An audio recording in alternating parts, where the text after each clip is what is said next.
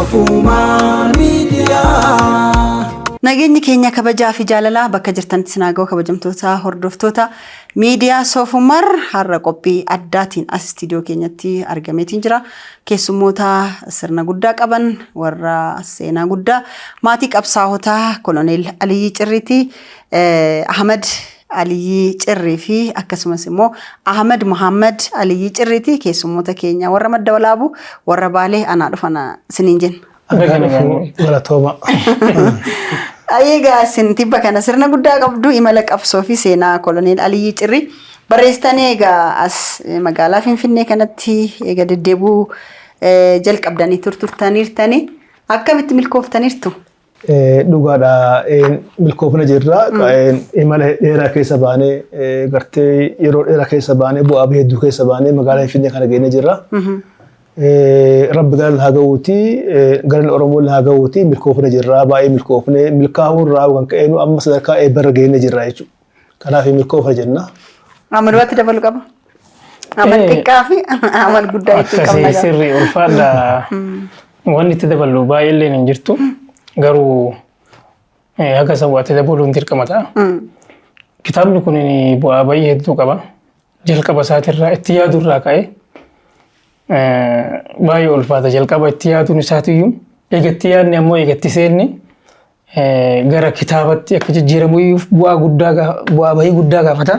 Kana hunda keessa dabarree irraa ammoo sadarkaa eebba isaatiif magaalaa Finfinneetti argamna. Kunin ammoo milkaa'ina kenna kan itti agarree jechuu isaati. Kanaaf bu'aa bahii isaa hedduu amma waan keebbaanee dabarree takka lama jennee asitti kaasuun hin ulfaata. Namaa gala waan ta'eef kanaaf wanni hubatamuu qabu bu'aa bahii jabaa akka qabu qofaa namaa galuu qabu waan jedhu kaasuu barbaade. Egaa iddoon isin dhuftan naannoo Baalee naannoo madda walaabuutii ammallee Boorana Bahaa ta'ee jira.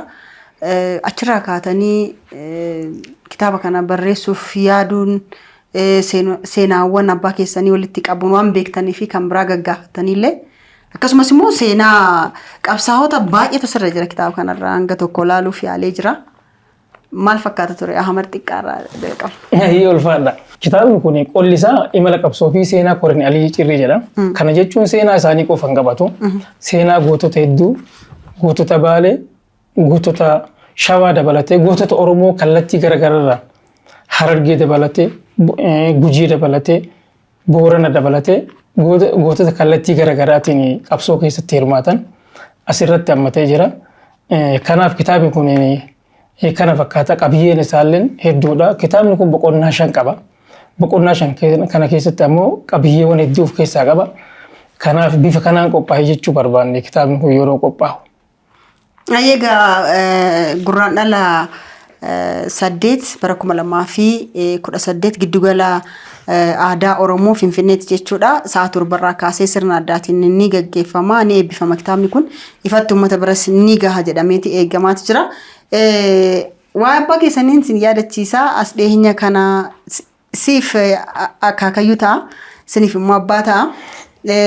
Koloneel Aliyyi Cirrii qabsaa'ota buleeyyii Oromoon qabdu keessaa isaan nama tokkodha.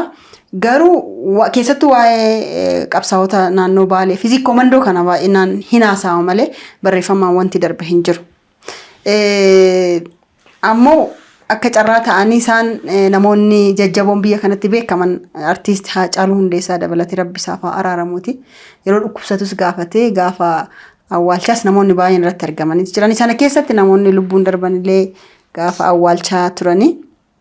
Akkamii yaadattu sirna sana sagantaa sana sirna gaggeessaa abbaa keessanii sadhumaa sana? Dhugumatti sirna abbaa gaggeessaa abbaa kennaa ka gaafa awwaalcha sanatti waan baay'ee yaadanna. Uummata Oromoo kana gartee akka duraan nu seene gartee hin taane maaliif haala fageenya lafti jirtuu fi haala yeroo sana biyyi kun jirtuu fi haala Oromoo itti gartee abbaa kennaa gartee simannaa godhee awwaala sanatti haala nama xiqqeessifachiisu jechuudha. Haala nuti hin seen jechuudha. Haala nam tokko illee siyaatiin itti haala yeroo Oromoo wal gartee hedduullee gartee wal quba qabu irratti Oromoon bakka bakka dhuftee kaabaa kibbaa bahaa dhihaa dhuftee irratti argamtee Oromoo tokkoomte bara sun bara Oromoo tokkoomte jechuudha. Awwaalcha abbaa kennaa yookaan boqochuun abbaa kennaa ka Oromoo itti wal bartee tokkoomte jennee ilaalaa jechuudha. Maaliif artistoota garaagaraa, taphattoota garaagaraa, hayyoota garaagaraa, mootummaa keessaa qaamota garaagaraa irratti dhiyaate achi keessatti namni lubbuu isaa dhabe jira jechuudha. Saba gartee owwaalcha abbaa keetiif dhufee namni lubbuu dhabes jira jechuudha. Oromoon yeroo sanatti gartee waa baay'ee itti kaffaltee, itti illee duutee, itti illee beelofte, itti illee rakkattee gartee owwaalcha geggeessu waan taateef baay'ee gartee akka gaariitti yaadannaa jechuudha. Uummata Oromoo garaata illee gachinaaf jirti. Amee xiqqoo. Hayyee ani akkuma beeran kiyya tuqe gaafa owwaalchisaa dhugaa tokkummaan Oromoo gaafa itti mul'atteedha. Gaafa bilisummaan Oromoo itti mul'atteedha. Gaafa qaanqeen isaan itti qabsiisan bu'aan qabsoo isaanii itti firii argamsiisuu jalqabee jechuu dandeenya. Oromoon kallattii garaagararraa baaseensaarraa bakka jiran alarraa haga ga'utti Keeniyaarraa dhufanii biyyoota alarraa kan dhufan jira. Awurooppaarraa warra dhufettu jira. Kun maalidha? Yeroon sun yeroo xiiqii ture. Yeroo qeerroo fi qarreen Oromoo mootummaa wayyaanii lubbuu qabanii kokkee qaban waan ta'eef du'uun isaanii sun uummata Oromootiif maal ta'e yeroo xiiqii ta'e. Yeroo uummata Oromoo gara tokkoomsuutti, gara bilisummaa dhandhamuutti, gara qabsoonii dhoombirii fi jaanadde itti firii isaa dhalutti ta'uun nu mul'ate. Gaaf suni gaafa gaddaayyuun fakkaatu gara tokkoo yoo ilaalte. Uummata miiliyoona hedduun lakkaa'amu yoo xiqqaate uummata sun tilmaamni isaa miiliyoona 3 ol malee achii gadi hin jiru. Waan ta'eef yeroon sun yeroo gammachuullee tokkummaallee bilisummaallee of keessaa qaba. Achi keessatti ammoo bu'aa bayii san keessatti qeerroo achi keessatti gaafa awwaalchaa san deebii irratti lubbuun isaanii baatetti jira. Dhugaa rabbiititti baay'ee yeroo sun gara sanii yoo ilaalu namallee ittiin dhaga'ama. Gaafa gootaa du'e maqaa gootatii waamamu amma mucaan sunini rabbi isaa araaramu. Abbaan isaallee amma dhiyoo kan amrii ta'an jechaa dhageenye. Nama eessaa ture? Baalema ijoollee baaleetti. Ijoollee baalee diishoodha. Yeroon sun ammoo yeroo hedduu gaafa artist Haacaaluu Hundeessaa faan dhufan artistoota baay'eedha maqaa isaanii amma asirratti illee tarraa'ee jira tokko dhahuullee hin danda'u. Yeroo Haacaaluu argan uummanni Oromoo maal ta'e Haacaaluu ta'uu isaa beeynaniin osoo lafa dachii madda walaaboo hin tuqin gurmurratti baatanii suuraan isaa amma mul'ata. Asirratti illee mul'ata. Uummata Oromoo biratti illee sooshaal miidiyaa baay'ee irratti illee mul'ata. Akkasitti baatanii deemaniini uummata Oromoo na jaalattu eessi jaalanna yoo na jaalattan dachee madda walaaboo tana faanti xiyyaatu mee lafa na kaa'aa jedheeni yeroo isa lafa kaa'anitti yeroo isa lafa kaa'anitti konkolaataa inni dhufeeni tol darbanii poolisoonni eegdoo jabduu geggeessitee fi itti cufan jechuudha. Maaliif jaalala irraayyuu hanga du'uu takka ga'e inniyyuu. Weellistoota baay'eedha akkas ta'an isa qofa maqaa dha'uu osoo hin ta'in hedduudha. Hooggansi baay'eetu dhufe yeroo sana. Hooggansi yeroo sana as keessatti maqaan tuqame. Qacarraa sana argatanii achirratti awwaalcharratti argaman hooggansi naannoo Oromiyaa baay'eetu jira. Maqaa isaanii amma takka lama jennee tarreessuun in ulfaata. Kan biraa achi keessatti wanni ammoo nuti akka galataatti itti dubbachuu barbaannu uummata Oromoo hunda yeroo awwaalcha isaanii san achi dura jechuun dhibamuu isaatirraa kaasee baay'ee hordofaa turan. Fakkeenyaaf hospitaala Goobbatirraa yeroo ka'u achi riifarnamii godhee fi Dooktorri Bokkonnaa eenyu maqaasaan guutaa moo eenyu jedha. Achi yeroo dhufetti Adaamaa dhufan. Adaamaa ammoo kabajamaa eenyu Obbo Dinquu Dayyaasaa dhagahee tolaan jechuudha. Hamma dhumaatitti hospitaala isaanitti akka yaalchisuuf bakka kenneefi tolaan jechuudha. Bilisaan hanga dhumaatti gargaaraa ture. Yeroo sanitti yeroon Haacaaluu Hundeessaa carraa argatee achi bira dhufee itti ammatee itti suuraa san waliin ka'e. Kanaan yaadatama san qofaa miti miidiyaan Oromoo yeroo san yeroo qabsoo waan ta'eef miidiyaa hedduu irratti qooda fudhachaa ture yeroo isaan dhukkubsatan irraa ka'ee hamma du'a isaaniitti. Fakkeenyaaf yeroon miidiyaan OBN ammaa kun yeroo san OBN jedhamu Dhaabbata raadiyoo fi televezyiinii Oromiyaa jedha keessatti hirmaachaa ture. Faanaan mataan isii keessatti hirmaachaa turte. San qofaa miti miidiyaan irra caalatamoo keessatti hirmaachaa ture. OBS miidiyaan jedhamu sun baay'ee hordofaa ture. Even VON hordofaa turte. Miidiyaan baay'eedha. Miidiyaan biyya keessatiif alaalleen hordofaa turani. Hamma gaafa isaan dhukkubsataniif hamma isaan boqotanitti hordofaa turan. San dambaliin uummata Oromoo hundi ammoo yeroo sanitti xiyyeeffannaa irra kaa'anii hordofaa turan. Carraa kanaan ammoo asirratti illee kitaaba kanarratti illee kennee jirra tokko carraa kanaan ammoo irra deebinee ammallee isaan galateeffachuu barbaanna jechuudha. Baay'ee bareeda kabajamtoota hordoftoota keenya turtii Ahmed lamaan haa jennuti. Ahmed Koloneel Aliyyi Cirrii fi Ahmed Muhammad Aliyyi Cirrii wajjin taasisaa jirudha. Barreessitoota kitaaba imala qabsoo fi seenaa Koloneel Aliyyi Cirrii jedhu barreessanidha. Egaa giddugala aadaa Oromootti gaafa 8/2018tti kan gaggeeffamu ta'a jechaadha. Guyyaa 4 hafa. Guyyaa kana keessatti egaa qophiiwwan hafan qophii sagantaa kana miidhagsuuti jedhee yaada. Hundaafuu hundi keessanuu akka irratti argamtaniif gamanuma affeeramtanii jirtanii seenaa qabsaa'ota Oromoo maqaan isaanii afaaniin ka'an barreeffamaan taa'uun isaa dhaloota dhufuuf galaa ta'a kan jedhu dhaamsa akkasii qabna. Miidiyaa harka keessanirraa miidiyaa Soofumar warreen hordofaa jirtan amma hanga xumuraatti akkan wajjiniin turtan isin affeerra nu waliin turaa isiniin jenna. Soofumar miidiyaa. As keessa kitaaba kana keessatti wantoota kakkaan baay'eetu jira. Qabsoon mata duree Dhoombir yookiin immoo maqaa Dhoombir jedhamu moggaafameefiti jira. Dhoombir ammoo qawweedha natti fakkaata. Qawwee jalqabaa diinatti dhukaafamee kan dhukaase Aliyyi Cirriiti jedhama. Kana malees ammoo as keessattis kan ka'e xayyaarallee hanga samiirraa gadi buusuutti nama gaheedha. Nama goota jedhameeti haasa'amaa fi Koloneel Aliyyi Cirrii fi isin isaanitti baataniirtani. Dhugaadha nulleen ittuma baana. Sila dhamti tama abbaati itti baana kan jennu abdii qabna. Kanaafuu tattaafannee kitaaba kana barreessuuf illee morkadee kaane jechuudha. Akka gartee fakkii qabsaa'ota biroolleen gartee kitaaba isaanii kitaaba gartee seenaa qabsaa'ota akkatti barreessan yookaan abbootaan akkatti barreessanii fi kanaaf illee qoranneef kana maaliif dhuguma abbooti keenya seenaa isaa yeroo barreessanii hin barreessu.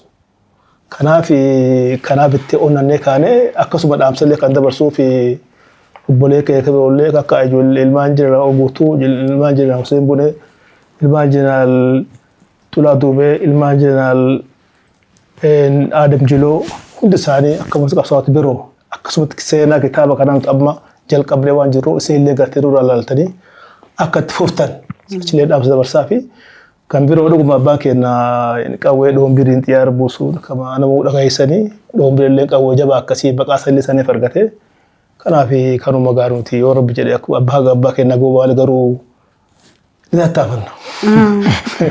Ahmed xiqqaa yoon gaaffii gaafadhu Ahmed xiqqammee akaakayyuu keerraa kadhaalte amala ta'uu danda'a bifa ta'uu danda'a maali laata yookiin otoo isaan natti manii wayyamoo isinumatti natti Wallahi kana anini abbaa kiyyatti bahee malee akaakayyuu kiyyatti hin baane. Dhugaa dubbachuuf taanani abbaa kiyyatu akaakayyuu kiyyatti bahee jecha abbaan kiyyallee akaakayyuu kiyyatti baay'ee hin baane. Hojjaadhaan wal fakkaatu. Dheerinaan jechuudha. Miizana qabaachuun humna qabaachuun walitti dhiyaatu. Anammoo deebi'ee gara abbaa kiyyaa gahu gara haadha kiyyaatti itti bahee jechuu danda'a. Sibti ammoo abbaa kiyyaa magaala akaakayyuun kiyyaa ammoo diimaadha. Kunis isaanillee gara haadhatti bahan fakkaata. Abbaan kiyyalleen abbaan kiyyaa ammoo Muhammad Aliyyi Cirrii Aliyyi Cirriitiif ammoo nama hangafaati. Nama jalqabaati. Ani ammoo abbaa kiyyaaf nama sadaffaadha. Kanaaf ani amalaan illee garuu abbaa kiyyaa kanatti bahee natti fakkaata malee. Gara akaakayyuutti bahu. Gara akaakayyuutti bahu gara rabbitti beeka. Garuu of jajuu taate malee akaakayyuun kiyya baay'ee bakka guddaa naaf qaba. Ibini yoo guyyaa 2-3 na dhabu baay'ee hagamfachuu ta'a. Baay'ee yeroo akka carraa deemee addunyaa kanarraa galuutti illee dhugaa dubbachuuf taananii du'aa hedduu eebba hedduu naaf godhe. Bira dabree waan an qabu hin dhabin waan hin qabneyyuu argadhu jedhe yeroo inni itti du'aa godhe illeen hin jira. Eenyu caalayyuu ammoo eebba an gara isaanii saniin argadhee jira waan jedhu illee yaada.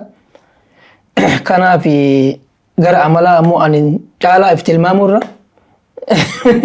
obboloowwan kiyya beeronni kiyya adeeronni kiyya koowwan kiyya yoo tilmaamina gaarii waan jedhu yaada.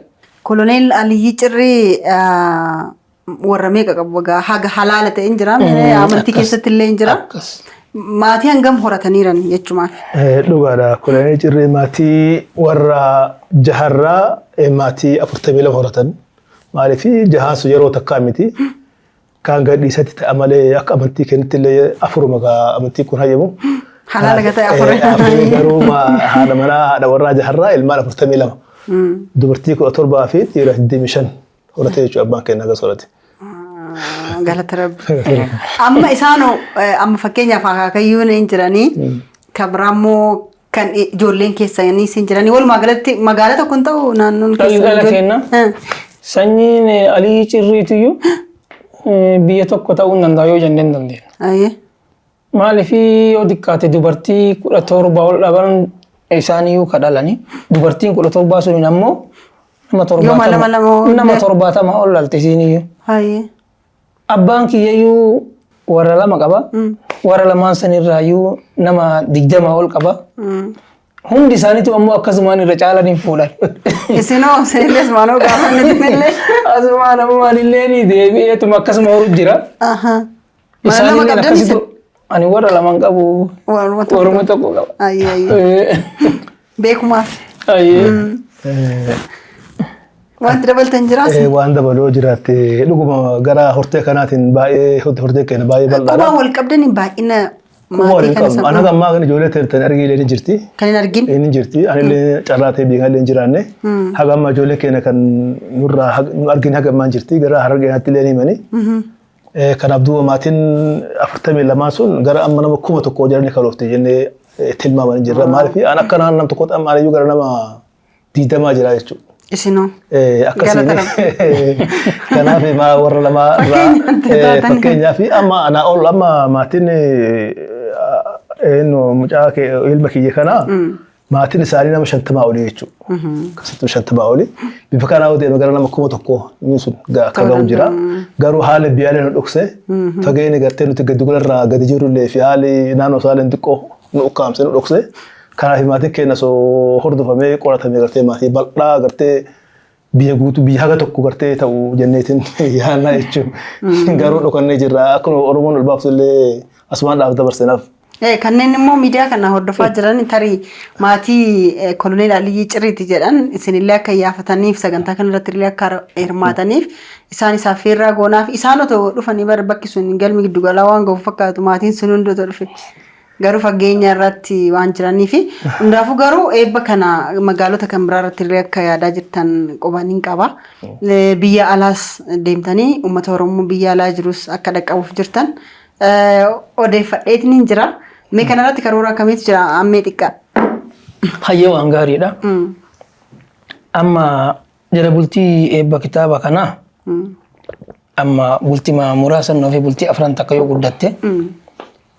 Garuu waan faroo jedhan takka beektu. Faroo mataanarraa ilaalame hawwiin keenya guddaadha. Biyya alaallee bakka hedduu dubbifne qophiidhaan warri nu eegu jiranillee hedduu jira. Kanaaf yoo karaa sallaalu yoo rabbi jedhee milkaa'ina guddatti mul'ata. Haa ta'uuti dursa ammoo uummanni Oromoo kunin kana bareechuu danda'uu qaba. Argamee waan ta'uufii qabu hunda ta'uufii qaba. Gaafa du'a isaaniitiyyuu hin bareechan. Gaafa ammoo kitaabi seenaa gootota barraa'e ammoo caalatti silaa bareechuu qabanii qaama kana hin jennu Oromoon hundi namni seenaa beeku hundiyyuu. Maaliif seenaan tokko yoo bade eenyummaa namaallee waliin badaa deema. Kitaabni kun amma irra yoo hin barraa'in dhaloonni dhufan jiraachuu Aliyyi Cirrii jiraachuu Waaqoo guutuu jiraachuu gootota sanii tokkollee hin beekan hin yaadatan. Nu abaaruu iyyuu danda'an. Akka oduu durii fa'aa dhaga'uu danda'an. Wanni ammoo kitaaban barraa'ee taa'ee hambaa ta'e tokko ammoo haga dacheen tun jirtu haga addunyaan tun jirtu hin yaadatama waan ta'eef kanaaf baratamallee namaa ta'uu qaba. Seenaan akkanatti kitaaba gootota Baalee keessattuu iyyuu gootota Oromoo hedduu barraa'amee hin beekamu wagana maraa miti. Kun ammoo yoo jajjabeeffame kan gootota baay'eellee barreeffamuu danda'a. Sanillee akkasuma jajjabeessuu danda'uu qaban. Saniyyuu abbaatti taanee akka barreessuu dandeenyuuf akka gargaaruu dandeenyu. Har'arraa yoo nu deeggaran yoo nu jajjabeessan seenaan uummata Oromoo yoomi irraa tuqameeyyuu hin barroofne jechuu dandeenya. Waan ta'eef qophiin kana fakkaata. Ana kanuma yoo jedhe wanti jettan jira? Dhugaa waan dabalu jira. Maaliif nuti dura Finfinnee kana kan dhufneef illee namallee asiin beeknu garuu biyya ta'e jennee handhuura Oromiyaa jennee akkasitti abdii Oromoo guddoo tanaaf as dhufne jechuu malee keessaan beeknu magaalaa tana keessa guddaan beeknu. Akka isaa carraatee mucaa Oromoo takkatti katama kan hedduu nu barsiisa galan isii haa gahuuti. Namu seenaa isii illee nu dubbata garuu amma dubbachuu baanne. Kanaaf gartuu wanni dhufneef illee gartee onneen as dhufne bakka fagoo kiiloomeetira 700 dhufne garuu onneen as dhufne jechuudha. Maaliif Oromoo guddoo tan abdanne mootummaa keenya abdanne jechuudha. Kanaaf abbootii qabeenyaa Oromoo asirtuu fi uummata Oromoo bal'aa kan bakka hundaa magaalaa guddoo Oromoo hundi keessa argamtu waan taateef abdii kana baara kan darbee kun baara nama galaana seenee galaana keessa dhaabbanama. Kanaaf waan taateef wanni ammallee nuti gartee Oromoo abdana sana ammallee mootummaa keenya haa ta'u Oromoo bal'oo haa taatu abbootii qabeenya mararraayyuu deeggarsa barbaanna. Keessattuu pirezidaantii mootummaa Oromiyaa kabajamoo obbo Shimallis Abdiisaa fi hogganoota garaagaraa tan mootummaa kanaa abbootii qabeenyaa kan maqaa ammallee dhufu hedduu kan jiran kan arjooman arjaa namaa hedduu jira Oromoo keessa hin dhageenna isaa maqaa dhawaa garuu isaan ammallee argachuu hin dandeenye carraa ta'ee magaalaa keessa waan akka waan hin beekneef illee abbootii qabeenya argachuu dandeenye maqaa isaanii dhabuun barbaadu haa ta'uuti nu argamanii marti isaaniiyyuu akka nu bareechanii fi gartee achi nu deeggaranii fi nu jabeessan barbaanna uummata Oromoo kaabaa kibba jiranii fi naannoo magaalaa kanaa jiran marti isaanii akka nu dhihaatanii bagartee kitaabni nu fagoo san gartee akkasitti gartee nu jabeessanii akka nu dhihaatanii guyyaa san gartee kitaaba isaa nu bareechan asumaan dhaamsa dabarfachuu barbaada. Baay'ee bareeda dhaamsa dha'een xumurtan isanii ani garuu isinirraan fixanne wanta beeku barbaadu muraasatu jira. Ana qofas miti uummanni Oromoo baay'een waa'ee keessan dhaga'uu barbaada. Maal keessa turtan akkamitti as geessan ka jedhu suni tarii namoonni dhaga'uu barbaadan jiran amma gidduutti naa kaastanii turtan isin baaman biyya kanallee hin turre jettanii yeroo Afgaaffii kana dura waliin haasofnu yeroo awwaalaallee akkas hin turre nu kaastanii turtanii biyya Somaalee akka turtanii haasaa turre mee jireenya achi maal fakkaata maal keessa dabarsitan mee? Dhugaa galatoomii seenaa namaa ibsaa atillee hedduu bira gaafattee lama duratti ammallee baga na gaafattee Oromoolee waan dhaguu qabu maaliif ani biyya Somaaliyaa jiraadha umrii kee guutuu haga tokkollee qabsoolee kee ture.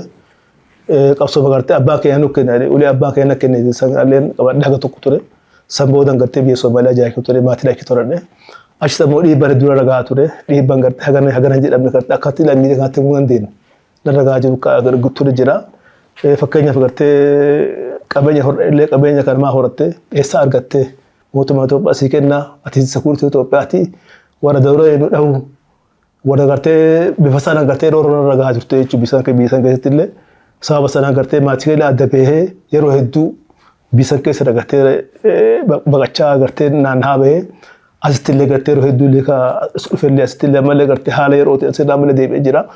Kanaaf walumaa galatti amma yeroo bara dabe waggaa lama dura madaba mootummaa keenya fi mootummaa Somaalilaand madaba walii mana ta'e irratti illee namoota hedduu kan kibba kanatti kibba Somaaliyaa dhumatan dhageetanii jirtanii. Isaan sanarratti yeroo sanarratti gartee dhiibbaa garaagaraa nurra godhamee achi namoota durii dhumee achi baqadhee godina Booranaa baha magaalaa Nageetti illee galee jira jechuudha. Sana maatii keellee haga tokko haga yoo sana akka nagahee qofa qabadhee akkaan biraa deemee jechuudha. Haga malee waggaa lama kan gahe maatii kiyya walakkaa ta'uu qabu jechuudha. Kanaaf rooroon akkasii maqaa biyya kanarra gahee nageetti jirti. Asumaallee akka uummata Oromootii fi mootummaan keenyas dhaga'uu barbaada jechuudha.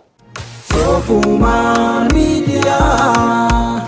Egaa kabajamtoota daawwattoota keenya kan hordofaa jirtan qophii keenya addaa miidiyaa Soofuma irraa isin biraan gahaa jirudha. Turtii ilmaan Koloneel Aliyyii Cirree wajjin taasisaa jirudha. Egaa guraandhala 8 bara 2018 dilbata fuuldura keenya kan jechaadha. Eebba kitaabaa imala qabsoo fi seenaa Koloneel Aliyyii Cirree jedhu egaa sirna addaatiin ni eebbifama. Hundi keessanuu akka irratti argamtaniif affeeramtanii jirtu. Soofumaan miidiyaa. Kitaaba kana egaa hunduu akka dubbisan affeerra.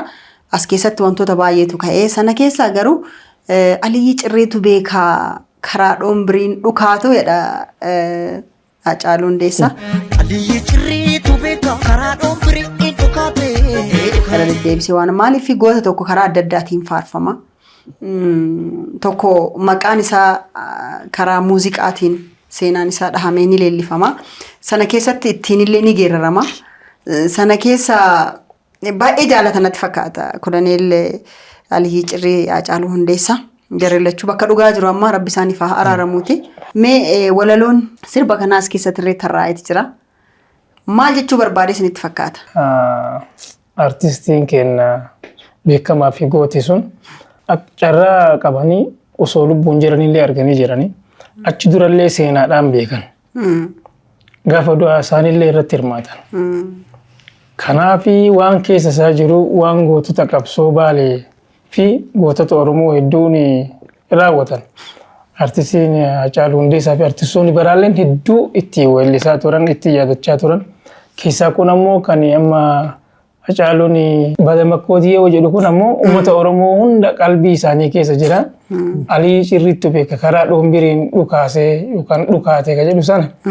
Maal jechuun barbaade dhombiriillee ibsuu barbaade qabsoo dhombiriillee ibsuu barbaade qawwee dhombir ka xayyaara Koloneel Cirrii ittiin buuse sanillee ibsuu barbaade daandii sanillee ibsuu barbaade walumaa galatti waa hedduu nama agarsiisuu barbaade waan ta'eef gootummaa isaanillee argisiisuu barbaade. Yadaloon ammoo asirratti tarroofte baay'eedha. Kitaaba kanarrallee namni duraanii dhagahee hin beekne irraa argata. Kanaaf waan baay'ee irraa waraabbachuu danda'anii kitaaba kanarraa san qofaa miti walaloon geerarsi yadaloowwan garaagaraa mimmiidhagoon namni gara sirbaatitti deebisu baay'ee xusirra jira kan gaafsanii. Geerarame. Geerarame akkasuma turanii bargaafsanii weellistoonni jiran gaafsan. Gaafa qabsoo sanii weellistoonni akkasuma jiran gaafsanillee kun weellistoota sanii ergaa isaan yeroo san qabsoo san keessa dabarsaa turan baay'ee darmara jira. Nama akkasii qabannee jechuu hin dandeenyu malee geerarsatu jira, walaloo jira, maali hagan qabdu wanni isaan jedhan. Artistoota kanaan dura beektan keessa warreen utuu affeerre jettanii yaaddan eenyu affeertaniirtanii eenyu sargattaniirtanii hangam milkoomftaniirtanii waamicha isaarratti? Baay'ee bareeda. Artistoota Oromoo fi uummata Oromootii fi hooggansa Oromoo hunda nuti waamichuma goonee fi akka carraa ta'ee nuti magaalaa kana keessallee hin beeknu namallee hin beeknu. Kanayyuu carruma rabbiitiin hagana eeyne haga amma carraa kan arganneeniyyuu dhugaa dubbachuudhaa fi nama tokko lamaan carroomne.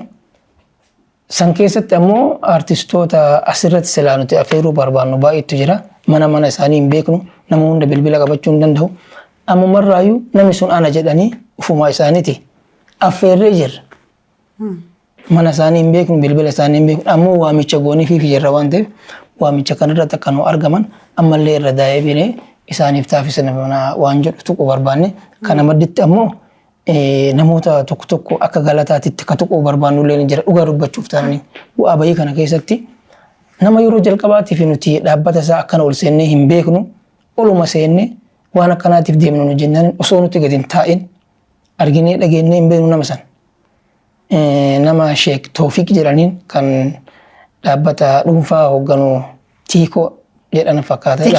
TK Group ka jedhu dhugaa rabbitti hedduu galateeffanna baay'ee nu jabeesse kana jedhee tilmaamuu hin danda'u. San qofaa miti akka nama dhuunfattillee Dr. Bakar Shaalee bira deemne baay'ee gammadee dhiphatee dhugaa rabbitti waan silaa namni ta'uu qabu hunda ta'uudhaaf baay'ee yaale toorarra nu kaayee nu jajjabeessee nu haamilee nutti godhe galateeffachuu barbaanna. San qofayyuu miti Dr. Kaasoon Goopee dhugaa rabbitti osoo hin beekin itti dhufne isallee hedduu galateeffanna dhugaa rabbiititti baay'ee nu quuqamee nu dhukkubsatee waan ta'uu qabuuf waan godhuu qabullee bakkumatti nu godhe isaa innillee dhugaa dubbachuuf taananiin dhuunfaa isaaniitirra baay'ee nu jajjabeessan isan maddii jirra isan bira jirra isan hin sodaatina har'allee borillee jedhanii san qofayyuu miti dhugumatti kabajamoo afayyaa'ii addee Sa'aadaa Abdurrahman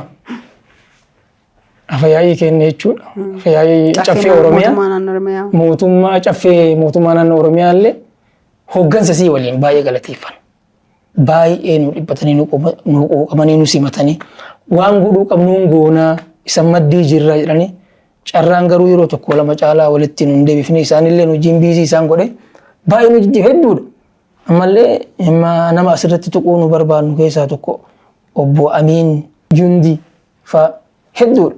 Biiroo Aadaaf Turizimii Oromiyaa baay'ee isaanillee galateeffan dhugaa rabbiititti waan godhuu qaban hundan godhan. Doktor Gargaara Profeesar Daraara maatii isaa mana waliin ni galateeffanna maatii mana sanii waliin baay'ee nu gargaaran. Hooggantuu mana sanii Aadde Jamiila baay'ee dhimma kanaaf quuqamtee waan nu gargaaru waan nu godhuu qaban hunda san qofayyuu miti. Galma giddugala aadaa Oromoo hooggansa mana sanii illee baay'ee galateeffanna dhugaa rabbiititti.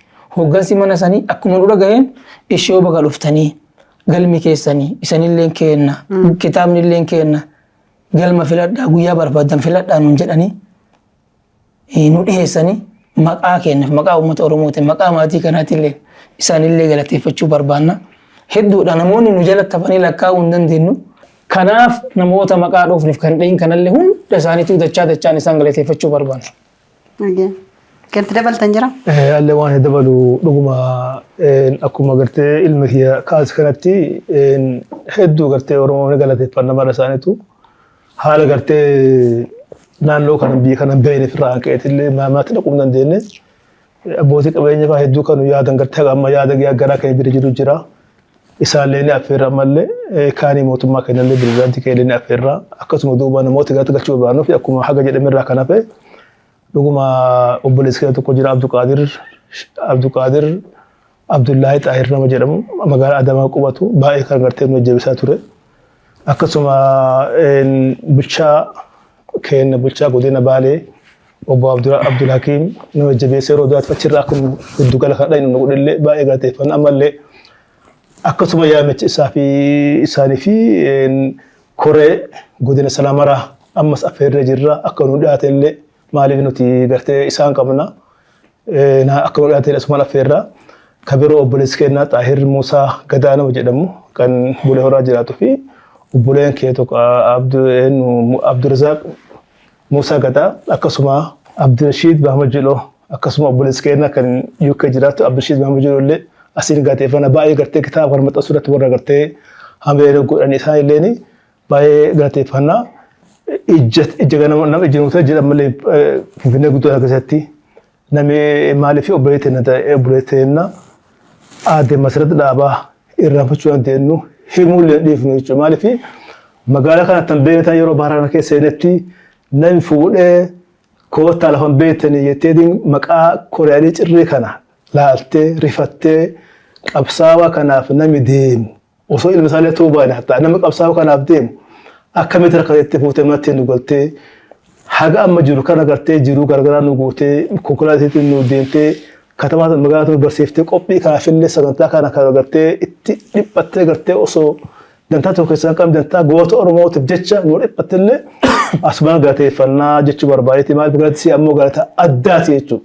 Waan ta'eef kanaaf maatiin keellee galata akka dhageettu uummata Oromoo akka dhagooleen barbaanna maaliif dukkana keessaa nu fuutee sadarkaa kanaan nu geettee kitaaba kana maxxansuu fi sababa kan taate tokkoffaa rabbi asitti aadde Masrat Dhaabaa isinlee galateeffannaa. Amma osoo lubbuun isa dabartellee kitaaba kun waan maxxaneef isinlee baay'ee galateeffannaa kan jedhu qaba galatoomii jedhan amma nu deebi'e.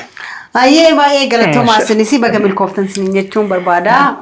Gahee koomitii kun gahee keessanii dhamaatii keessanii ammoo uummanni Oromoo hundi akka irratti argamtaniif gamanuma affeerraa isinii goonaa isinillee horaa bulaa deebanaa umrii dheeraadhaa isiniin jenna. Egaa waan gabaabduu waa'ee sagantaa kanaan wal qabsiiseeti malee waa'ee keessanii naasofne waa'ee koloneel Alii Cirii naasofne wanti hundinuu kabarraahee jiru waan seenaa koloneel Alii Cirii kitaaba kana keessaa ni argatu. Yoo irra haasofne homaa hin fayyadu waan ta'eef irra haasofne. Egaa isin ogummaa fayyaa barattanii isin ogummaa maaneejmentiitiin kan tajaajilaa jirtanii naannoo madda olaabuutti illee Boorana Bahaa keessatti hojjetaa jirtu natti fakkaata. Hojjetaa waajjira qonnaa. Hojjira. Kanaaf warra xiqqoo barnootaan illee hanga tokko baratanii barreeffama kanas kitaaba kanas gumaachisan uummata Oromoo bal'aa fi seenaa Koloneel Aliyyi Cirrii dhaloota itti aanuuf eenyu kan jedhu sana akka beekaniif akka riiferansii tokkotti yookiin akka kitaaba irraa waa argatanii odeeffannoo argatanii waa baratanii waan taasisanii guddaa siin galateeffachuu barbaada. Tarii yeroo biraa walitti deebi'uu dandeenya. Ammaaf garuu kanumaan nagaatti jechuu barbaada. Wanti itti dabaltan yoo jiraateef dhaamsi qabdanoo jiraate itti dabaluu dandeessu. Wani dabalu guddoon hin jiru akkuma jenne dhaamsuma kee daddaballee ammallee yaamicha goona wanni biroo akka dabalu hin jiru uummata Oromoo haa galatoomu haaluu dhiyaatanii guraandhala 8 giddugala aadaa Oromoo guraandhala 8 bara 2018 sa'aatii 7tti akka nu dhiyaatan ammallee irra deemnee cimsinee Oromoo akka isaan nurra dhiyaatan yaamicha goonaaf galatooma. Silaa namni galateeffatan nu akka keenyatti hin dhumatu nu jiraan dhumatu. Waan ta'eef namoota sirra galateeffachuu barbaannu hedduu keessaa ammallee intala teenya takka ta magaalaa Bishooftuu jiraattu. Aadde Jamiila Abdee dhugaa rabbitti onni irraa galateeffanna. Isii qofaa miti maatii isiillee walumaan galateeffanna. Maasan qofa abbaa manaa aadde Masarat Dhaabaa baay'ee galateeffanna dhugaa rabbiititti Firaa'ol ni galateeffanna. Maaliif bu'aa bayii nu buunuu hin dandillee nu waliin bu'aa jira waan ta'eef kana qofa maa taate. Gulaalaa kitaaba kana Obbo Fiqaaduu magaalaa Roobee jiraata. Bulchiinsa magaalaa Roobee keessa jira. Jalqaba hanga xumuraatitti baay'ee hordofaallee jira. Irratti nu deeggare, irratti dhama'e.